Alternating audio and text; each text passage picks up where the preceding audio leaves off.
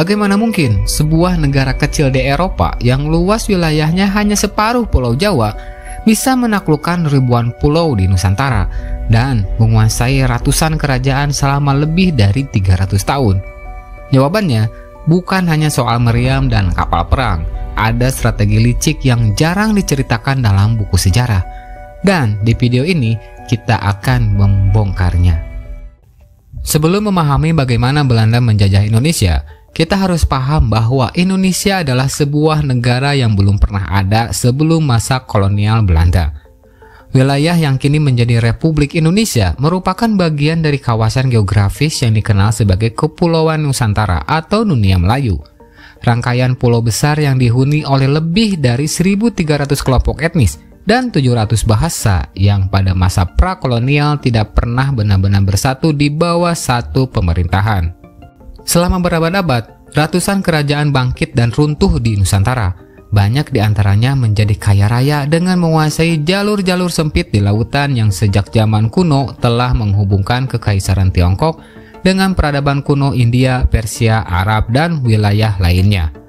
Penduduk Nusantara bukan hanya sekedar perantara perdagangan antar benua, melainkan juga pemasok utama rempah-rempah seperti pala, cengkeh, dan lada dan lain sebagainya yang sebagian besar tumbuh di Kepulauan Maluku. Secara tradisional, wilayah ini banyak dipengaruhi oleh agama Hindu dan Buddha. Namun, sejak abad ke-15, Islam mulai berkembang pesat melalui jalur perdagangan maritim. Muncullah kesultanan-kesultanan Islam seperti Kesultanan Aceh, Kesultanan Malaka, dan Kesultanan Demak yang menggantikan kejayaan kerajaan Majapahit yang bercorak Hindu-Buddha. Menjelang kedatangan bangsa Eropa, Nusantara adalah sebuah ekosistem politik yang dinamis, terdiri dari kesultanan, kota pelabuhan, kerajaan lokal, dan kelompok suku yang saling terhubung lewat perdagangan. Dari pencampuran inilah lahirlah budaya campuran Hindu, Buddha, Islam dengan bahasa Melayu yang berperan sebagai bahasa perdagangan yang digunakan lintas ratusan kelompok etnolinguistik di kawasan ini. Sepanjang abad pertengahan, para bangsawan di Eropa mengembangkan ketergantungan besar terhadap rempah-rempah di Nusantara. Meski begitu, hanya segelintir orang Eropa yang pernah menjejakkan kaki di tanah tropis jauh tempat rempah-rempah itu tumbuh. Mereka adalah petualang yang luar biasa berpengalaman seperti Odoric of Fordenoon dan Marco Polo. Eropa sendiri tidak memiliki jalur perdagangan langsung ke pulau-pulau penghasil rempah tersebut.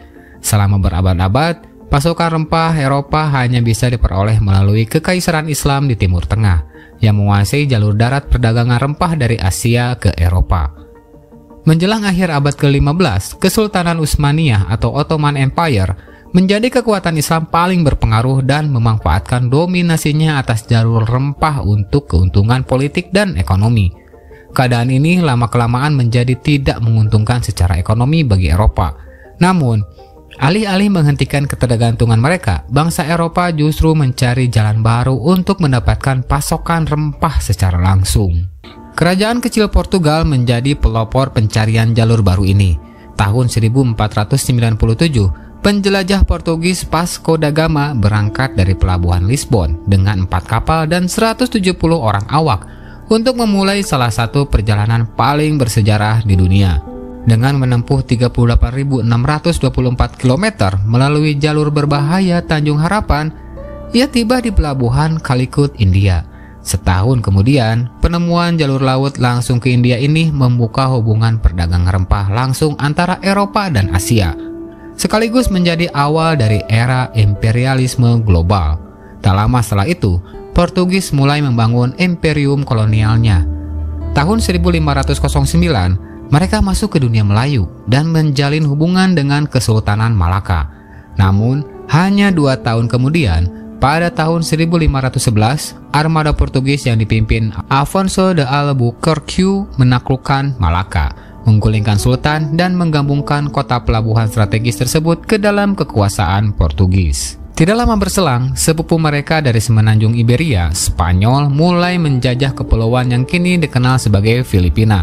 Pada tahun 1580, kerajaan Spanyol dan Portugal bersatu di bawah Persatuan Iberia, bekerja sama dalam ekspansi kolonialnya. Menjelang akhir 1500-an, Kekayaan dari koloni-koloni seberang laut membuat Spanyol dan Portugal menjadi dua kerajaan terkaya di dunia Kristen. Sementara Spanyol dan Portugis menancapkan bendera di berbagai belahan dunia. Wilayah kekuasaan mereka di Eropa justru terjebak dalam perang agama. Protestanisme mulai berkembang pesat, menantang otoritas tradisional gereja Katolik. Salah satu wilayah dengan pengaruh Protestan yang kuat adalah Belanda, yang saat itu berada di bawah kekuasaan dinasti Habsburg Spanyol.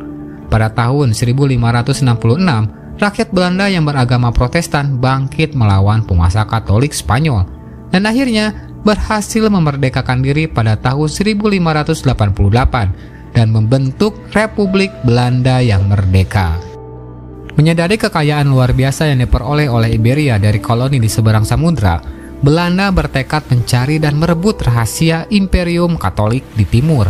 Tahun 1595, 4 kapal berangkat dari pelabuhan Texel, menapaki jejak Vasco da Gama menuju Kepulauan Rempah yang kala itu masih terdengar seperti mitos.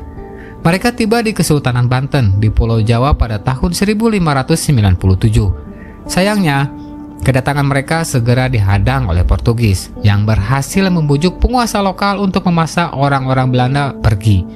Namun, bangsa Belanda tidak patah semangat. Setahun kemudian, mereka mengirim armada kedua yang kembali berlabuh di Banten. Kali ini, tidak ada Portugis yang mengusir mereka. Rombongan itu pulang ke Belanda membawa 3 kapal penuh rempah yang berharga. Pala, fuli, kayu manis, dan cengkeh. Ekspedisi tersebut menjadi sukses komersial besar-besaran yang menghasilkan keuntungan sebesar 400% bagi para investornya. Keberhasilan ini membuat para saudagar Belanda sepakat untuk mendukung penuh pembentukan imperium maritim yang mampu menyingkirkan bangsa Katolik dari Asia dan menggantikan mereka sebagai pemasok utama rempah untuk Eropa. Kata kuncinya di sini adalah investor, karena pada awalnya imperium kolonial Belanda bukan dibangun oleh pemerintah, melainkan oleh modal swasta. Awalnya, para investor berasal dari berbagai perusahaan dagang kecil yang berbeda. Namun, pada tahun 1602, perusahaan-perusahaan tersebut bergabung membentuk Verenigd Oost-Indisch Company atau VOC, yang dalam bahasa Inggris dikenal sebagai Dutch East India Company.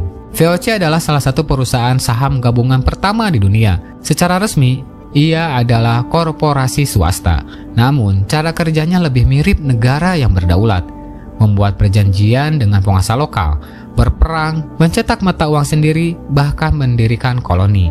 Pemimpin VOC yang bergelar Gubernur Jenderal Hindia Timur bertindak layaknya seorang kepala negara. Selama lebih dari 200 tahun, monster kapitalis ini menghasilkan kekayaan tak terhitung bagi para pemegang sahamnya, namun juga membawa penderitaan besar bagi ratusan ribu penduduk Nusantara akibat kebijakan eksploitatifnya. Hanya dalam beberapa tahun setelah berdiri, kapal-kapal VOC sudah menjadi pemandangan biasa di dunia Melayu. Pada 1605, VOC mendapatkan salah satu pijakan pertamanya di Nusantara dengan bersekutu bersama Kesultanan Ternate melawan Portugis, merebut benteng Portugis di Pulau Ambon. Dari sana, VOC terus memperluas wilayah kekuasaannya, memusatkan perhatian pada Kepulauan Maluku sebagai penghasil rempah, serta pelabuhan di Jawa dan Malaka sebagai pengendali jalur pelayaran rempah. Tahun 1619, sengketa dengan Kesultanan Banten memicu perang. Gubernur Jenderal Jan Pieterszoon Koen menyerang dan merebut pelabuhan Jayakarta di Jawa Barat. Kota itu kemudian berganti nama menjadi Batavia yang menjadi markas besar VOC di Hindia Timur. Pada 1628, Sultan Agung dari Mataram mengepung Batavia dengan pasukan lebih dari 15.000 orang. Namun, masalah logistik melemahkan Mataram dan VOC berhasil memaksa mereka mundur. 13 tahun kemudian, pada tahun 1641, VOC menaklukkan Malaka dari tangan Portugis. Kesultanan Jambi pun berusaha melawan tekanan VOC, tetapi saat itu mereka juga sedang berperang dengan tetangganya, yaitu Kesultanan Johor Malaysia. Belanda memanfaatkan perseteruan ini untuk perlahan melemahkan Jambi. Pada tahun 1688, VOC menculik sang sultan dan menjadikannya penguasa boneka yang tunduk pada kepentingan dagang mereka. Memasuki paruh kedua abad ke-17, lawan terbesar VOC dalam menguasai perdagangan di wilayah ini adalah Kesultanan Gowa. Gowa memiliki kekuatan militer dan armada laut yang besar, sehingga Belanda sulit menaklukkannya lewat perang terbuka. VOC lalu mencari celah dengan mendekati Arung Palaka, seorang pangeran bawahan Gowa yang sedang diasingkan. Ia dibujuk untuk pulang dan memimpin pemberontakan melawan Sultan Gowa.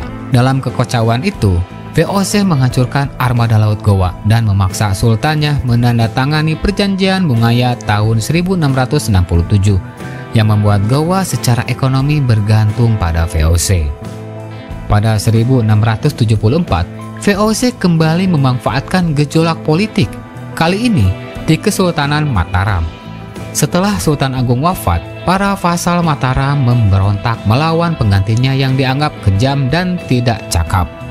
VOC masuk membantu Sultan baru menumpas pemberontakan dengan imbalan kesediaannya mematuhi monopoli rempah milik VOC. Pada tahun 1682, strategi serupa dipakai untuk melemahkan Kesultanan Banten, pusat perdagangan lada yang penting. Dengan demikian, menjelang akhir abad ke-17, cengkraman kapitalisme VOC sudah menancap kuat di dunia Melayu. Para penguasa lokal terpaksa mengikuti kemauan mereka, sementara rempah yang selama ribuan tahun mengalir bebas di jalur sutra maritim kini sepenuhnya dimonopoli. Diproduksi hanya di perkebunan VOC dengan tenaga kerja budak dan pekerja kontrak yang dipaksa bekerja dalam kondisi buruk demi mengisi pundi-pundi tuan mereka di Eropa. Sekarang mari kita berhenti sejenak dari urutan waktu dan menilai secara kritis strategi kolonial VOC. Ada anggapan umum bahwa bangsa Eropa berhasil menaklukkan dunia karena keunggulan besar dalam senjata api, meriam, dan teknologi kapal. Namun, teknologi militer hanyalah sebagian kecil dari cerita. Kapal dan meriam Belanda abad ke-17 memanglah tangguh, tetapi tidak memberi mereka keunggulan mutlak atas penduduk lokal. Masyarakat maritim dunia Melayu memiliki keterampilan membuat kapal, berlayar, dan bernavigasi yang setara dengan orang Eropa. Mereka juga telah mengenal senjata api sejak abad ke-13 ketika bangsa Mongol memperkenalkan bubuk mesiu ke kepulauan ini. Bahkan, banyak kerajaan lokal mampu berinovasi cepat menghadapi ancaman Belanda. Misalnya, pada pertengahan 1600-an, Kesultanan Banten memperkerjakan konsultan Inggris untuk membangun armada dagang modern bergaya Eropa. Sementara orang Jawa memproduksi senjata sendiri dengan cara membongkar dan meniru senjata Eropa seperti flintlock, mortir, bayonet, dan granat. Jadi, Belanda tidak berhasil menguasai Nusantara hanya dengan kekuatan senjata, tetapi melalui siasat politik yang cerdik. VOC memainkan permainan tahta dengan sangat lihai, menyusup ke dalam peperangan lokal, ikut campur dalam perselisihan dinasti, dan memicu pemberontakan. Selalu berpihak pada pihak yang mau menyerahkan sedikit demi sedikit kedaulatan ekonominya sebagai imbalan dukungan ke Belanda. Memasuki awal abad ke-18, keadaan mulai berubah. Saat itu, Belanda kembali unggul dalam perlombaan senjata. Sementara puluhan tahun penetrasi politik secara perlahan telah membuat beberapa kerajaan pribumi yang dulunya kuat menjadi ompong dan sangat mudah untuk dianeksasi. Sepanjang tahun 1700-an, VOC berangsur-angsur menggeser fokusnya dari sekedar eksploitasi ekonomi menjadi penaklukan wilayah secara langsung. Tahun 1752 terjadi pemberontakan di Kesultanan Banten akibat ketergantungan Sultan pada Belanda. Pemberontakan ini dipadamkan oleh Belanda, lalu dijadikan alasan untuk menjadikan Banten sebagai negara bawahan, sebelum akhirnya dihapuskan sama sekali pada tahun 1813. Nasib serupa menimpa Kesultanan Mataram yang berakhir pada tahun 1755.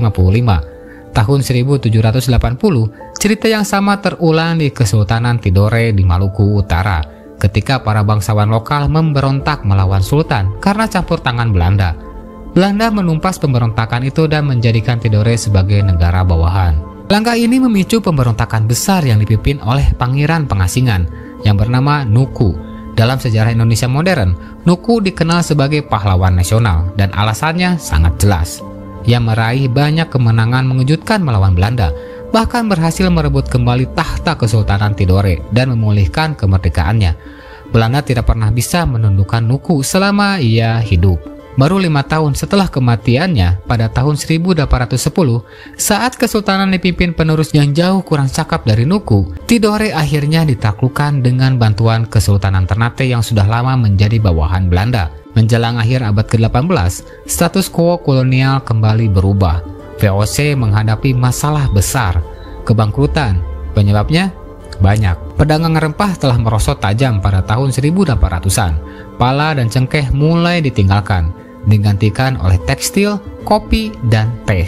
Dalam hal ini, British East India Company yang sedang menjajah India sudah jauh lebih unggul. Bahkan Inggris sudah melampaui Belanda sebagai kekuatan kolonial Eropa terkuat di Asia. Pada tahun 1780, pecah Perang Inggris-Belanda yang keempat, di mana Inggris menghancurkan setengah armada VOC di Hindia Timur. Pada 31 Desember 1799, hari terakhir abad ke-18, piagam VOC resmi berakhir dan tidak diperpanjang. Warisan VOC di Indonesia adalah eksploitasi, perbudakan, penindasan, dan kematian massal.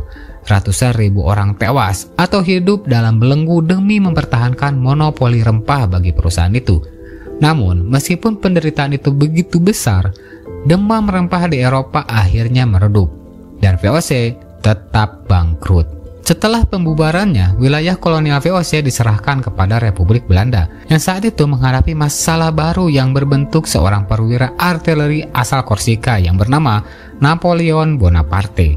Saat perang Napoleon melanda Eropa dan Belanda jatuh ke tangan Prancis, Angkatan Laut Kerajaan Inggris merebut koloni Belanda di Nusantara, tetapi mengembalikannya pada tahun 1814 setelah Napoleon dibuang ke pengasingan. Keluar dari Kongres Wina, Belanda tidak lagi berbentuk republik, melainkan kerajaan, dengan nama baru Kerajaan Bersatu Belanda, yang langsung melanjutkan ambisi VOC.